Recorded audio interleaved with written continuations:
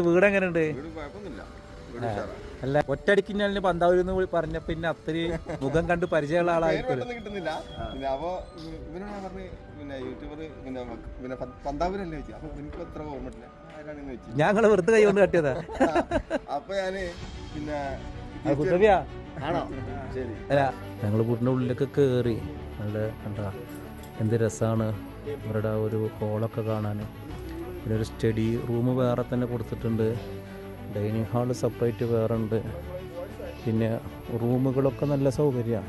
ഇതാണ് വയനാട് സർക്കാർ നിർമ്മിക്കുന്ന ടൗൺഷിപ്പ്. ആ ടൗൺഷിപ്പിലെ വീടുകളാണ്. ഇതിൽ പല വീടുകളിലും താമസമുണ്ട്. പല തവണ കൽപ്പറ്റയിൽ ഇതുവഴി പോകുമ്പോഴും ഈ സർക്കാർ നിർമ്മിക്കുന്ന ഈ വീടുകളൊക്കെ ഒന്ന് കാണണമെന്നും ഇതിൻ്റെ ഉള്ളിൽ ആരൊക്കെ താമസിക്കണം അറിയാൻ ആഗ്രഹം ഉണ്ടായിരുന്നു.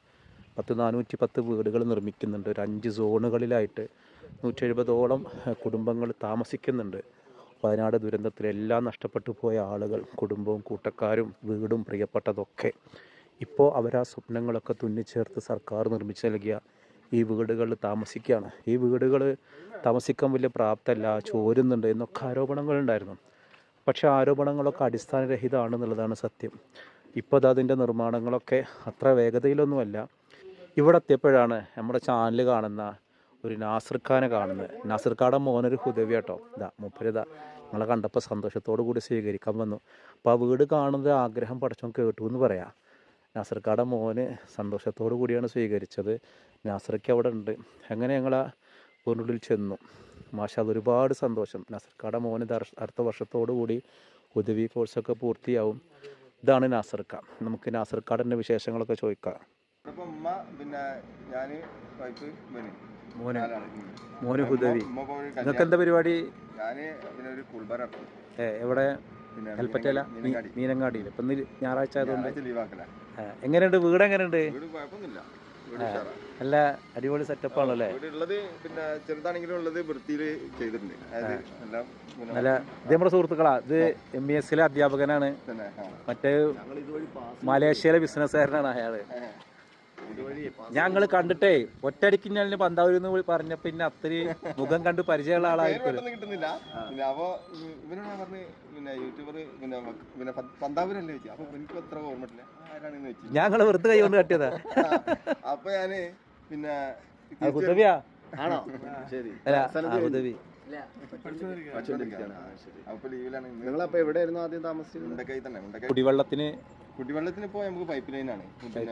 ഇവിടെ പിന്നെ ഒരു 9 ലക്ഷം ലിറ്ററിന്റെ ടാങ്ക് കെട്ടിട്ട് അത് സംഭരിച്ചിട്ട് അതിന് സപ്ലൈ ചെയ്യാം. 2 ലക്ഷം ലിറ്ററിലേക്ക് പിന്നെ ഇതാക്കും.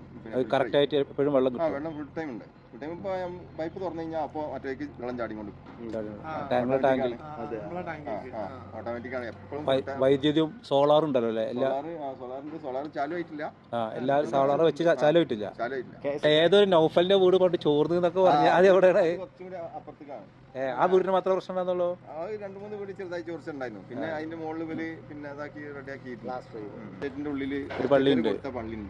മുസ്ലിം പള്ളി. ആ പള്ളി ഇപ്പൊ സംസ്ഥാനം എന്തായാലും പിന്നെ ഉഷാറാക്കി കൊടുക്കാന്ന് പറഞ്ഞു. അപ്പൊ പിന്നെ അതിന്റെ ഉള്ളിലെ തന്നെ അല്ലേ. അപ്പൊ പിന്നെ ഞങ്ങള് മയ്യത്തുകാര ഇത് എന്തായാലും വലുത്ത് സംസാരിച്ചിട്ടുണ്ട്. അതിനിപ്പോ സ്ഥലം സൗകര്യം കുറവാണ്. ഇത്രയും ആളുകൾ ഇവിടെ വരുമ്പോ എന്തായാലും അതിനുള്ള സ്ഥലം കൂടി വേണമല്ലോ. അപ്പൊ അത് ഞാൻ സംസാരിച്ചിട്ടുണ്ട്. അങ്ങനെയൊക്കെയാണ് കാര്യങ്ങളുള്ളത്. വീടിൻ്റെ ഉള്ളൊക്കെ നല്ല സൗകര്യമായിട്ട് അടിപൊളി വീടുകളാണ്. ഇവർക്ക് 1 ലക്ഷം രൂപയുടെ ഫർണിച്ചർ ഇവർക്ക് കൊടുത്തിട്ടുണ്ട് സർക്കാർ. ഞങ്ങൾ വീടിൻ്റെ ഉള്ളിലൊക്കെ കയറി നല്ല കണ്ടാ എന്ത് രസമാണ് ഇവരുടെ ആ ഒരു ഹോളൊക്കെ കാണാൻ. പിന്നെ ഒരു സ്റ്റഡി റൂം വേറെ തന്നെ കൊടുത്തിട്ടുണ്ട്, ഡൈനിങ് ഹാള് സെപ്പറേറ്റ് വേറെ ഉണ്ട്. പിന്നെ റൂമുകളൊക്കെ നല്ല സൗകര്യമാണ്. നമ്മൾ സാധാരണ വിചാരിക്കണ പോലെ ഒന്നുമല്ല. കാരണം ഈ ഒരു കുടുംബത്ത് ഇവരനുഭവിക്കുന്നൊരു സന്തോഷമുണ്ട്. സർക്കാർ കൊടുത്ത ഒരു വീട്, എല്ലാം നഷ്ടപ്പെട്ടു പോയ ആളുകൾ ഒടുവിൽ സർക്കാർ അവരെ കൈപ്പിടിച്ചിട്ട് ടൗൺഷിപ്പിലൊരു വീട് കൊടുത്തപ്പോൾ ആ വീട്ടുകാർ അനുഭവിക്കുന്നൊരു സുരക്ഷിതത്വ ബോധം, ഇവിടെയാണ് നമ്മുടെ സർക്കാരിൻ്റെ ഒരു വിജയം. പിന്നെ റൂമുകളൊക്കെ നല്ല സൗകര്യമുള്ള റൂമുകളാട്ടോ. ഞങ്ങൾ ഇനി അവിടുന്ന് വെള്ളം കുടിച്ച് മൂപ്പര് നല്ല അടിപൊളി വെള്ളമൊക്കെ ഉണ്ടാക്കി തന്നു, സർബത്തൊക്കെ ഉണ്ടാക്കി തന്നു. അപ്പോൾ എന്തായാലും നമ്മൾ ആഗ്രഹിച്ചത് ഈ ഒരു സർക്കാരും ടൗൺഷിപ്പിലെ വീടും ജസ്റ്റ് ഒന്ന് പുറത്തുനിന്ന് ഇങ്ങനെ വണ്ടിമേ പോകുമ്പോൾ കാണണമെന്നായിരുന്നു. പടച്ചവനെ ആഗ്രഹം സ്വീകരിച്ചു എന്ന് മാത്രമല്ല, അപ്രതീക്ഷിതമായിട്ട് നമ്മുടെ ചാനൽ കാണുന്ന ഒരാളവിടെ നിന്ന് കാണുന്നു, അതിൽ കൈവീശി കാണിക്കുന്നു, നമ്മളെടുത്ത് വിളിക്കുന്നു. വീട്ടിൽ കൊണ്ടുപോയിട്ട് നല്ല അടിപൊളി വെള്ളം തരുന്നു. അല്പം കൂടി ഇരിക്കുകയാണെങ്കിൽ എനിക്ക് നല്ല ഭക്ഷണം ഉണ്ടാക്കി തരാമെന്ന് അറിഞ്ഞു മൂപ്പര്. പക്ഷെ ഇപ്പം അതിൻ്റെ പറ്റിയൊരു സമയമല്ലല്ലോ. എങ്ങനെയാണ് ആ മനുഷ്യരോട് നന്ദി പറയുക? ഇവിടെ ഒരുപാട് വീടുകളുണ്ട്, എല്ലാം നഷ്ടപ്പെട്ടു പോയ ആളുകളുടെ വീടുകൾ. ഒരു നിലക്കും എന്താ പറയുക, വീട്ടുകാർ മുഴുവൻ നഷ്ടപ്പെട്ടിട്ടും അവസാനം വീട് കിട്ടിയ വീട്ടിൻ്റെ ഉള്ളിൽ ഹൗസ് വാമിങ് കഴിഞ്ഞ് താമസിക്കാൻ പറ്റാതെ പോയ ഒരാളെ അനുഭവം അദ്ദേഹം പറയണ്ടായി. അങ്ങനെ എത്രയെത്ര നഷ്ടപ്പെട്ടു പോയ ആളുകളുടെ സ്വപ്ന ഭവനങ്ങളാണ് സർക്കാർ നിർമ്മിച്ചു കൊടുക്കുന്ന ഈ ടൗൺഷിപ്പ് എന്നറിയോ. ഇതിൻ്റെ നിർമ്മാണങ്ങൾ ഇപ്പോഴും മന്ദഗതിയിലാണ്. ഇതെത്രയും പെട്ടെന്ന് UDF സർക്കാർ ഇത് സ്പീഡിലാക്കിയിട്ട് അവരുടെ സ്വപ്നങ്ങൾ പൂവണിയിച്ചു കൊടുക്കണം. കാരണം അതുമാത്രമാണ് അവരുടെ മുന്നിലുള്ള ഒരു വലിയൊരു പരിഹാരമാർഗം. ഞാൻ ആദ്യമായിട്ടാണ്, പലതവണ ഞാൻ കൽപ്പറ്റ വന്നെങ്കിലും ആ ബൈപ്പാസിലുള്ള സർക്കാർ ടൗൺഷിപ്പ് ഞാൻ കാണാൻ നിന്നിരുന്നില്ല. അപ്പോൾ ഇന്നലെ ഞാൻ വന്നപ്പോൾ എനിക്ക് തോന്നി ഇന്നൊന്ന് വന്ന് പോയി നോക്കിയാലോ. അങ്ങനെ പോകുമ്പോഴാണ് ഈ വീടുകളിൽ മുന്നിൽ കൂടെ ഇങ്ങനെ കാറിൽ പോകുമ്പോൾ ആ വീട്ടുകാരൻ കാണുന്നതും അവർ ഞങ്ങളെ ക്ഷണിച്ചതും ആ വീടിൻ്റെ ഉള്ളിൽ കയറി വീടൊക്കെ കാണാൻ കഴിഞ്ഞതും. റൂമൊക്കെ നല്ല നല്ല റൂമുകളാണ്. ഏകദേശം ഒരു 170ഓളം കുടുംബങ്ങളിൽ താമസിക്കുന്നുണ്ട്. നല്ല അടിപൊളി സ്ഥലങ്ങളാട്ടോ. ഇതൊക്കെ ഒരു ശരിക്കൊരു വീട് സ്വന്തമായിട്ട് എടുക്കുകയാണെങ്കിൽ ഒരു 3.5 കോടി രൂപയുടെ ഇതുണ്ട്. അത്രയും നല്ല കണ്ണായൊരു സ്ഥലത്താണ് ഇവർക്ക് കൊടുത്തിട്ടുള്ളത്. ഇവർക്ക് അവിടെ നിന്ന് ഒരു മഹല്ല് വേണം, ഒരു പള്ളി അവിടെ ഉണ്ട്. എസ്റ്റേറ്റിൽ അതൊരു പള്ളി ഉണ്ടായിരുന്നു, സമസ്ത പുതുക്കി പണിയാണ്.